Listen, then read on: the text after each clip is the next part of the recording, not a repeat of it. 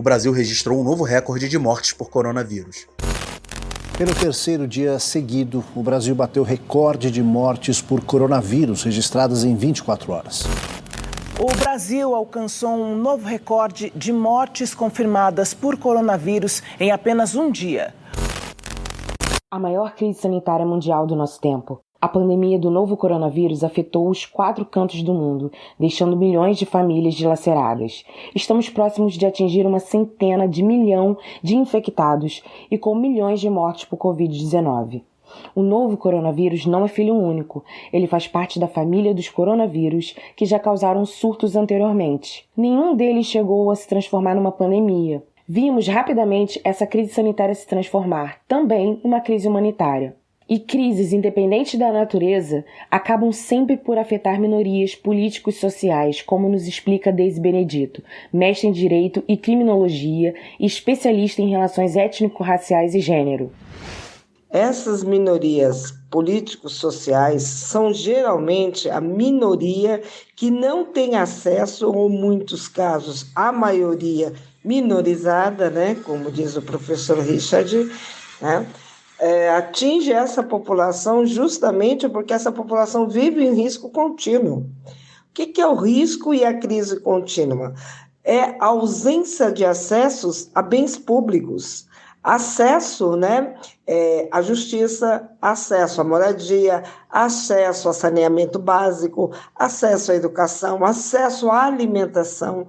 Quer dizer, tudo isso que faz parte, né, de um processo de combate à desigualdade, à inferioridade, à não cidadania, ela se fortalece no processo de crise. A crise ela é contínua, só como que ela ficasse debaixo do tapete, uma sujeira debaixo do tapete que ninguém quer tirar, mas volta e meia passa a vassoura lá e deixa a sujeirinha debaixo do tapete, limpa por cima para dar uma impressão de boa aparência. É assim que muitos governantes no mundo agem. Por isso que quando tem uma crise sem precedentes, como essa crise sanitária, nós vemos ser escancarado o nível de desigualdades. A questão da falta da água, um item fundamental para a existência humana, né? Um item fundamental para o ecossistema, quando esse item ele falta, famílias não têm acesso à água, famílias não têm acesso a esgoto, não têm acesso a nenhum item que possa manter a sua integridade quando exige higiene constante. Isso não é possível. Obviamente que vai aparecer o quadro, né, dos acessos, de não poderem acessar de forma igualitária a água, que é um bem universal, e também demonstra a fragilidade dos governantes no lidar com, seja ou minoria ou maioria, que sempre esteve numa crise que sempre está faltando alguma coisa ou outras coisas para a manutenção da sua existência, né? Como uma pessoa que tem direitos enquanto pessoa humana, né? Então, isso é uma questão muito comum, que todas as crises, esses milhões de desassistidos, vêm à tona, né? Precisa de uma crise para saber que eles existem. Isso é uma crueldade sem precedentes. O racismo institucional e estrutural, obviamente, também está presente na instituição que chamamos de saúde. Ele tem impactos devastadores na sociedade brasileira.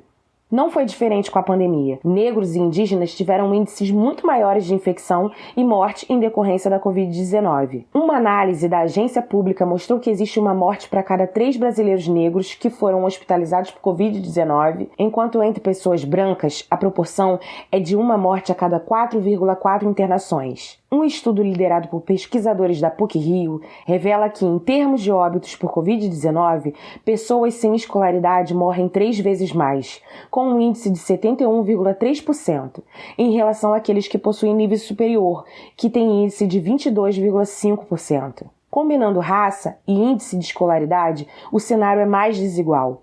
Pretos e pardos sem escolaridade morrem 4 vezes mais pelo novo coronavírus do que brancos com nível superior, 80,35% contra 19,65%.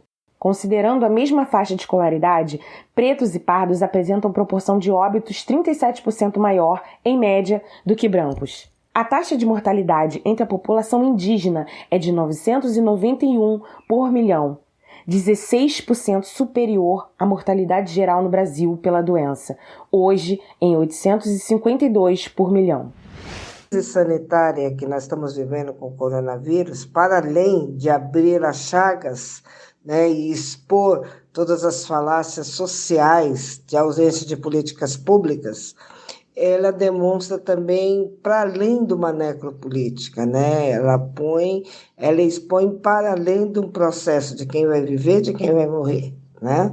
Ela expõe as dificuldades de vida do ato de existir enquanto não se morre, né? E dos acessos, né? Dos acessos a direitos fundamentais. Então, quando a gente vê o número da população negra que morre, né, é 4 vezes maior em relação à população branca que morre pela Covid, primeiro a população branca, né, a maioria tem aqueles que têm nível superior, tem bons empregos, tem bons planos de saúde, né, então podem acessar um plano de saúde particular. Né? Então, eles vão para bons hospitais, com bons médicos, uma outra assistência, não só no caso de pandemia, mas de outros casos também. Por outro lado, a maioria da população negra, que tem baixo nível de escolaridade, que trabalha em condições mais precárias diante do nível de escolaridade que tem, aliado ao racismo, essa população não tem condições de pagar um plano de saúde que custe 2 mil por mês, 4 mil por mês, 5 mil por mês, né? 1.500 por mês, porque esse 1.500 por mês é o salário de muitos negros e negras. Esses R$2.000 é uma renda per capita de uma família negra de 4 pessoas. Então, essa família, eles não têm condições, essas pessoas não vão ter jamais condições de ter planos de saúde, né? E acessarem esses planos de saúde particulares. Essa população depende do SUS, né?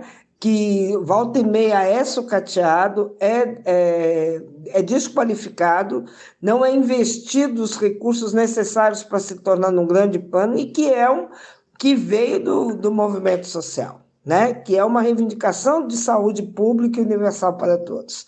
Agora, o que nós temos é isso, o que nós temos é que existe, né, a desigualdade do acesso do mercado de trabalho, a oportunidade da população negra acessar, né, cursos técnicos, né, porque se a pessoa trabalha durante o dia, como é que vai acessar esse curso? Muitas vezes mora longe, muitas vezes não tem condição, muitas vezes a escola técnica também fica longe, ou mesmo a questão da universidade. Quer dizer, existem inúmeros fatores de território que têm que ser levados em consideração. As horas, quantas horas essas pessoas levam para chegar ao seu trabalho, quantas horas essas pessoas vão levar do seu trabalho, né? Quer dizer, a questão dos deslocamentos, a questão do transporte, a questão da moradia, a questão dos deslocamentos, da segurança nos deslocamentos, né? E a oferta de escolas, porque às vezes você tem oferta de escolas técnicas, né? Mas você não tem acesso, muitas vezes, a fazer um custo diferenciado que você tem que pagar, porque a renda daquela família é totalmente comprometida. A renda da família negra não é uma renda que possa extrapolar, que você pode até comprar outras coisas, fazer viagens, isso e aquilo, não, é uma renda contida. Então, você faz uma coisa, você faz outra. Então, entre trabalhar e entre me aperfeiçoar num outro curso que possivelmente me dará a chance de eu ter um ganho maior e, a partir desse ganho maior, eu poder ter acesso e colocar minha família num plano de saúde com médicos disponíveis em hospitais de qualidade, obviamente eu vou optar e vou lutar para manter o meu salário de 2.500 por mês, de 1.500 por mês, e ainda de finais de semana eu vou fazer os bicos, vou vender churrasquinho na esquina, vou vender cerveja num show, vou fazer qualquer coisa para aumentar a renda. Eu tenho uma renda que eu vislumbro, a renda legal para a gente seria R$5.000, então eu ganho 2 pau, eu vou batalhar esses 3 em algum canto. Então, essa que é a questão das desigualdades salariais no Brasil, que atingem a população negra.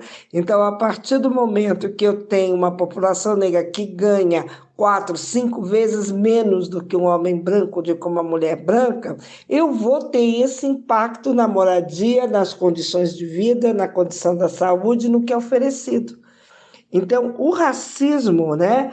E isso acontece dentro de uma esfera racializada da sociedade brasileira, né? Aonde você pode dizer, mas tem abertura no mercado de trabalho, tá? Você pode até ter vagas, mas ainda um quesito, né, que não é dito, mas ele está presente, que é a questão da boa aparência, né? Quantos negros nós vemos os grandes conglomerados de grandes empresas em condições de estarem numa chefia, para além numa diretoria, ou então num conselho executivo das grandes empresas, né? Aonde está a população negra quando ocupa cargos de chefia, né? E, ao mesmo tempo, aqueles que ascendem também, quando ascendem socialmente, que tem uma renda média de 4, 5, 10 mil ou 15 reais por mês ou mais, vão atender às necessidades da família, sabe? É ajudar um tio, ajudar uma tia, ajudar um irmão, é ajudar ali, ajudar aqui, e muitas vezes não assegura, né, aos familiares um bom plano de saúde. Então, a questão mais séria é a presença do racismo nas relações raciais no Brasil, principalmente no que se refere ao mercado de trabalho, que é um mercado de trabalho excludente, né? Competitivo e excludente. Então, muitas vezes, você pode ser formado em administração de empresas, mas você tem que falar inglês, francês, italiano, né, e alemão. Sabe? O número das exigências para uma sociedade competitiva aumenta. Quanto mais aumenta as exigências, mais difícil essa população vai acessar. Então, hoje, a maioria das empresas exige funcionários bilíngues para algumas funções. Então, um jovem negro ou uma jovem negra, ela vai ter que fazer inglês, mas para ela fazer inglês, dentro do salário que ela ganha, não vai ser possível. Entendeu? Então, as pessoas têm que fazer opções. E aí, isso também vai para as empregadas domésticas, uma série de pessoas que nós conhecemos. Então, quando a gente vê esses dados, né, que são apresentados nessa pesquisa, são alarmantes, porque escancara mais uma vez o impacto do racismo dentro da estrutura da sociedade brasileira, né, do racismo institucional, que é a qualidade de serviço, né, que é oferecido muitas vezes para a população negra, o atendimento que essa população negra merece, né, que é descartável. A gente vê casos, né, nós vimos o enfrentamento da crise em Manaus de oxigênio, uma crise que poderia ter sido evitada se houvesse um planejamento estratégico, uma avaliação estratégica. Estamos dentro de uma pandemia, estamos com um vírus que ele é mutável, estamos com um vírus que ele se aloja, que ele mata, que ele é transmissível, que ele infecta, quando a gente sabe que também a gente tem uma população, né, que é uma população que anda, uma população que não está acostumada com confinamento, né, e, ao mesmo tempo, uma população negra, né, que precisa trabalhar, porque quem é que está trabalhando, quem não parou nessa pandemia, foram as empregadas domésticas, diaristas, os motoristas, né, os garis, os coveiros, né, operador de telemarketing, os entregadores de aplicativo de alimentação. Quer dizer, a maioria são negros. Então, o grau de exposição é muito alto. E essa população que não tem uma renda extra, né? Essa população que foi alijada, né, do processo de renda emergencial contínua enquanto houvesse pandemia, é a população negra. E aí nós temos esse quadro alarmante, né, de você ter no SUS, né, uma procura muito grande, né, você ter no SUS o sucateamento, vários leitos vazios, né?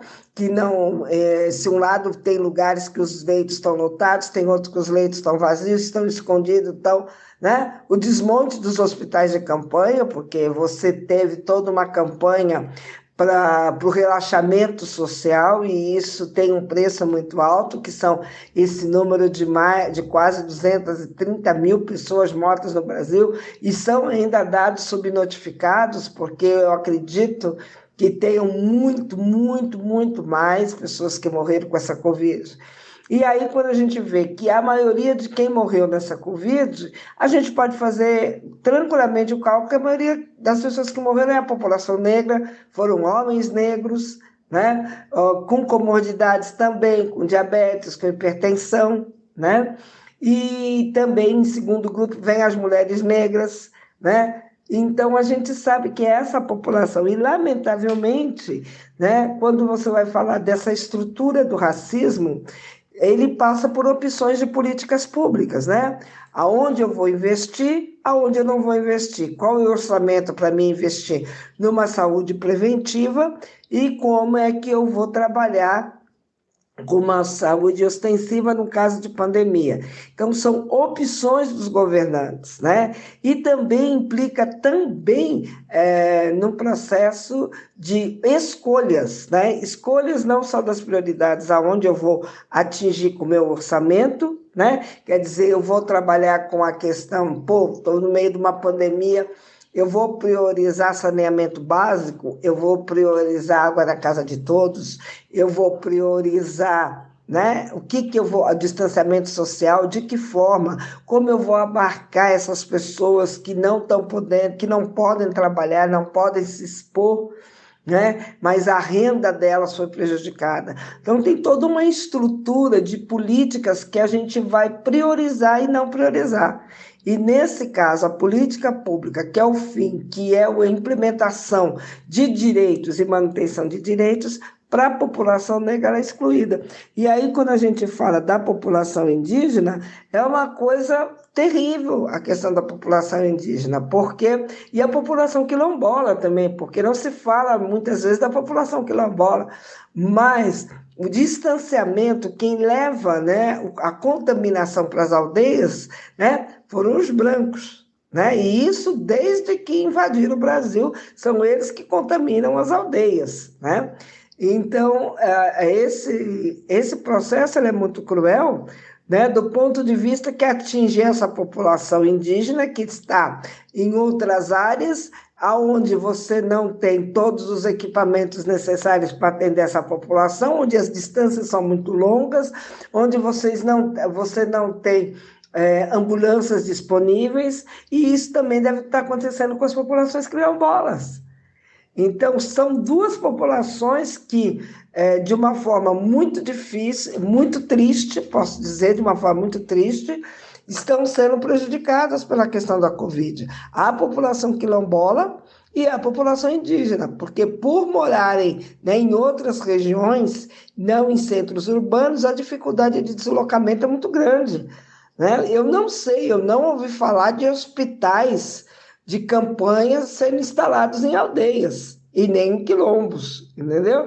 E a mesma coisa se dá na qualidade da distribuição da água, na qualidade de produtos de higiene, né? Como sabonete, como álcool em gel. Como é que está sendo feitas essas distribuições, né, nessas aldeias? A gente não sabe, porque a gente sabe como são feitas as políticas excludentes. Né? Então, não se dá a importância necessária. Né? E aí o racismo ele passa pela população indígena, ele passa pela população negra, né? E os impactos disso são essas mortes assustadoras, porque você não está apenas morrendo pessoas, estão morrendo memórias dos povos indígenas, memórias dos povos quilombolas, né? E em cada casa que morre um idoso negro é a memória da família, daquela família que está se indo. Né? Então, eu acredito que o racismo institucional ele faz parte desse processo do racismo estrutural. Ambos andam de mãos dadas, na estrutura e nas instituições. Né? Então, a prática ela se dá dessa forma. Né? Então, se formos levantar em Manaus quem foi que morreu, né, sufocado, sem ar, com certeza a maioria é a população negra.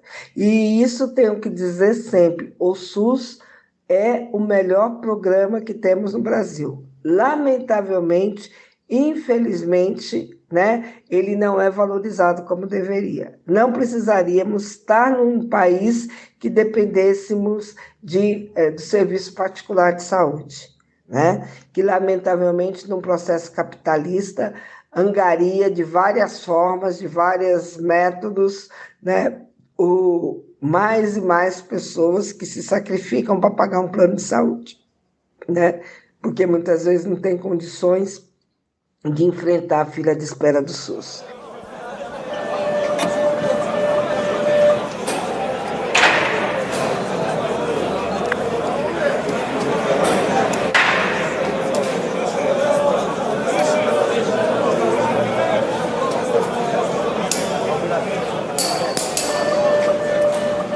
Outro grupo extremamente vulnerável que também teve sua situação muito agravada durante a pandemia foi a população carcerária. O Brasil, que pratica uma necropolítica ferrenha e carrega um caráter punitivista desde que foi invadido, desumaniza a população carcerária. Prisões são incubadoras de doenças e durante uma pandemia, prisioneiros e funcionários de prisões devem constar como prioridade de imunização. O plano de vacinação do Ministério da Saúde, publicado no dia 9 de dezembro, exclui detentos do grupo de prioridade, sob a justificativa de que não havia estudos suficientes a respeito da transmissibilidade e letalidade que justificassem os detentos como prioridade.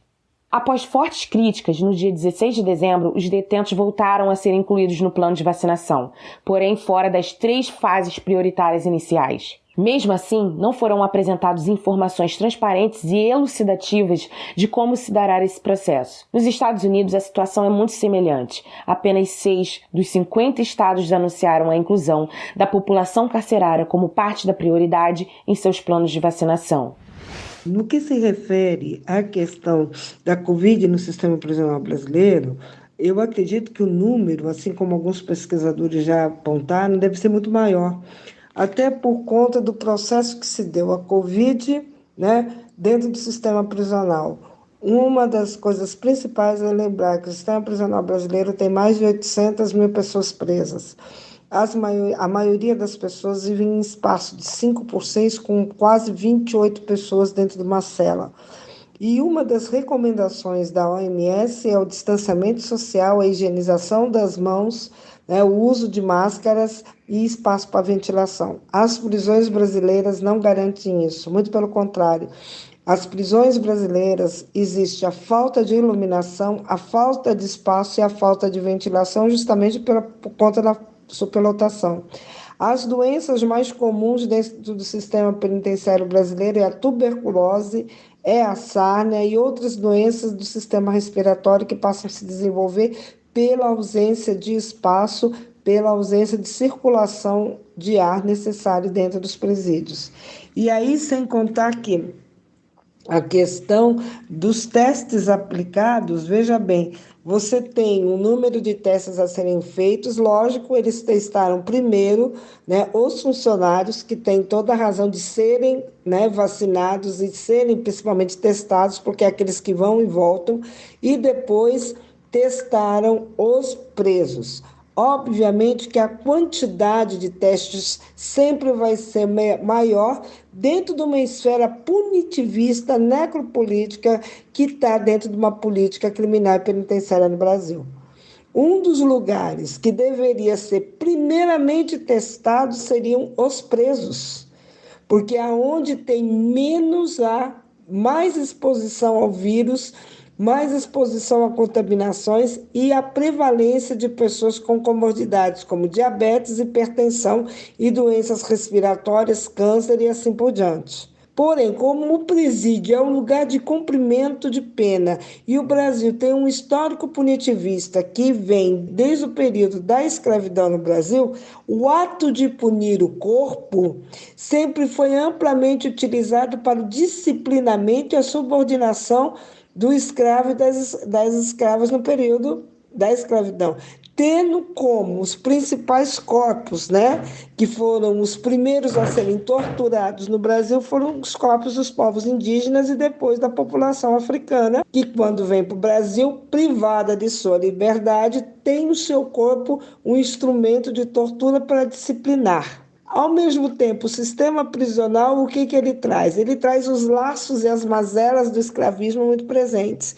Então, o ato de punir, ele está constante. Então, um olhar de um preso, um jeito de andar, ou um lugar que coloca a mão, ou qualquer coisa assim, dependendo da situação, isso é alvo dele ser punido. E dentro desse processo da pandemia, eu posso elencar algumas formas de práticas de tortura e aprisionamento. A tortura aumentou muito dentro dos presídios, mais de 50%, né? Segundo os dados do relatório da Pastoral Carcerária, quem puder ter acesso, vai ser muito bom o relatório, porque aponta um número assustador, né, da prática de tortura, sem contar os novos métodos de tortura. Eu fui perita do Mecanismo de Prevenção e Combate à Tortura durante 4 anos e visitei presídios, manicômios, sistema socioeducativo, né, comunidades terapêuticas. Então, os novos métodos de tortura, eles estão na comida azeda, na comida estragada, na ausência de medicamento, na ausência de produtos de higiene, né? E principalmente um controle sobre os corpos, principalmente das mulheres, né? Que é a ausência também de exame ginecológico, de produtos de higiene, produtos como absorventes, né? E também a superlotação em muitos distritos, né? E muitos presídios nas celas femininas. Quer dizer, você tem a exposição muito maior durante esse período da pandemia. E sem contar que a questão de estar na prisão, você tem hoje, dentro dessa esfera da punição, o acesso à saúde, o acesso a remédios, ele piora muito, porque você tem a desculpa de dizer os médicos estão trabalhando nos hospitais para prevenção, né, atendendo as vítimas da Covid e não podem ter médicos aqui no presídio. Ao mesmo tempo que as doenças vão se alastrando dentro do presídio. E você tem também a subnotificação daqueles que morreram, se morreram com causas decorrentes da Covid, né? Então, você tem essa questão também. E aí, o acesso à medicação, o acesso à saúde, também passa a ser um instrumento de punição. É um instrumento de punição e a Covid é uma tortura, principalmente quando você passa a desencadear outras doenças nesse processo da Covid, que é o processo de ansiedade, por não ter notícia dos seus familiares, porque uma das primeiras coisas que foi feito no sistema prisional é proibir as visitas, né? Proibir as visitas, nem todos os locais podem e têm acesso à internet, ou têm uma boa rede de internet que as pessoas possam fazer videoconferências e conversar com os presos, né? E, por outro lado, sofrem os familiares sem saber como é que os presos estão, já sabendo das condições que são as prisões e a superlotação e a dificuldade de acessar, né, medicamentos e, no caso de falta de ar, sabe-se que nas prisões, né, raramente tem salas voltadas para o atendimento e quando tem, muitas vezes são improvisadas, uma outra sala que deixou de ser usada e vira uma sala para atender. Não se sabe se foram disponibilizados oxigênio. Então, é uma série de coisas, sem contar os deslocamentos para os hospitais que dependem de escolta, né? E o número defasado de agentes, porque muitos agentes se contaminaram, estão de quarentena, né? Têm comorbidades, né? E não podem se expor. Então, você tem um sistema, né, cruelmente escondido, né? Você está tendo casos terríveis, sem contar o número da tortura, porque você tem o número defasado de funcionários, você tem a prática do uso da força, né? Você tem a prática da tortura também, de intimidação, e ao mesmo tempo o medo de ser contaminado. Então existe um medo constante. Eu não sei se foram dados para todos os presos uma quantidade elevada de álcool em gel, que é proibido entrar na prisão, mas de sabonetes, né? E sabonetes, máscaras, a gente não tem esse número. Mesmo a questão da prioridade, né, no caso da vacinação. Quer dizer, os grupos, né, as pessoas que estão nas prisões, que têm mais de 60 anos e que têm comorbidades, não farão parte dos grupos de idosos que vão ser vacinados na terceira fase. Então, o sistema prisional está lá atrás. E aí, o que você tem? Mais uma vez, você tem a manifestação da discriminação. Lembrando que a maioria da população que está no sistema prisional, mais de 60% são negros, na faixa de 18 a 29 anos, tá? Primeiro grau incompleto, né? E com crimes relacionados ao tráfico de drogas, né? Então, essa é a população, e o presídio feminino também, né? Nas penitenciárias femininas também. Então, o que a gente tem, né? Ao tirar essa lista de presos, né? Tirar os presos da lista dos grupos prioritários, o que você está dando um recado para a população? Olha, eles fizeram coisa errada, eles estão presos, então eles vão ficar no fim da fila de castigo. Então, mais uma vez, você pega os presos com comorbidades, os presos com mais de 60 anos, né, e você coloca para serem repunidos novamente, né? Então, você tem processos constantes de repunição dentro do sistema punitivista brasileiro. Não basta ele cumprir a pena, ele tem que ainda ter um agravante na pena de ser o último da fila depois de ninguém para ser vacinado, porque ele não merece ser vacinado, ele é um pária na sociedade, então ele tem que ser o último dos últimos, porque não merece nem viver. Se pudesse ter pena de morte, era melhor, era no serviço a menos, né? E aí, quando eu falo disso, eu falo o quê? Por que essa população não pode estar na lista, né? Por esses motivos, uma sociedade punitivista, né? Uma sociedade que tem que punir o tempo todo. Não basta a sentença da lei, eu tenho que punir por outros métodos. E deixar essas pessoas distantes do ato de serem vacinados contra a Covid, para quem, né, para as autoridades que os elencam no fim da fila, é como oferecer a eles um prêmio, né? Vai ser vacinado, ele vai viver. Não, ele tem que morrer. Então, essa é a leitura que você tem que se fazer, né? E essa população deveria estar na lista das prioridades, porque a pena não pode passar. Então, quer dizer, nós sabemos, né? Ele foi condenado a 5 anos a 4 meses. Ele não foi condenado à pena de morte. Ele não foi condenado a morrer, a ser contaminado pela Covid e morrer. Então, isso não está constando na lista dele, não está constando na sentença dele, né? Deverá cumprir pena em regime fechado durante o período de tantos anos a tantos dias multa, mas não está dizendo deverá também ser contaminado com a Covid, contaminar outros presos da sua cela, para assim acabarmos com essa escória da sociedade brasileira, que é a população prisional.